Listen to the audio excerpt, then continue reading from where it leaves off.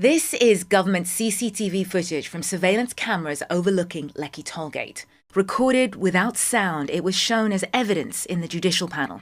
You see soldiers approaching, firing shots here and here.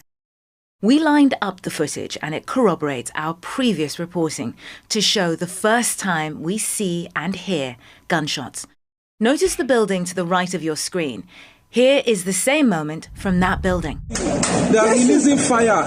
They are releasing fire. CNN geolocated and verified the footage you see to mark the exact time and place. Moments later, more CCTV footage. People alarmed. Here is the exact same moment from the other side of the gate. Shots can be heard. But the CCTV doesn't capture everything. This is what it shows at the time we believe shots are fired towards the protesters. The surveillance camera pans away. But this is what you see on the ground. In videos obtained by CNN, it appears to show the army shooting into the crowd here and again at the top of your screen here. At the judicial panel, the CCTV footage stops at around 8 o'clock. The Lekki concession company says this is because it was tampered with. What it doesn't show is this crucial moment where DJ Switch live streams on Instagram after 8 p.m. Everybody look at this. These are the bullets that were falling. They were falling by our side that were dodging bullets. CNN has verified that these bullet casings are from live ammunition. They are of mixed origin. Some are Serbian. This one from 2005. Former and current Nigerian military sources verified to us that these munitions are currently in use by the Nigerian army. At a hearing for the Judicial Panel of Inquiry, the army made an admission.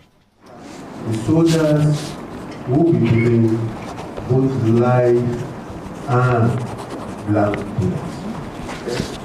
In this particular case, we saw that these protests had been infiltrated by some hoodlums.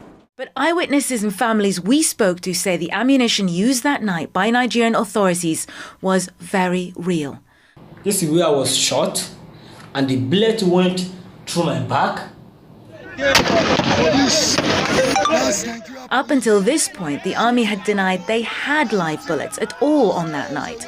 It confirms a key finding in our investigation, that there was live ammunition at the scene. This admission is the latest in a series of constantly shifting narratives as to what happened on October 20th at Lekki Tollgate. The Minister of Information and Culture, Lai Mohammed, said that the army fired blank ammunition into the air. He also dismissed CNN's investigation as fake news and misinformation. Now, in the aftermath of our reporting, both the United States and the United Kingdom are calling on Nigeria to ensure that its investigation is free and fair.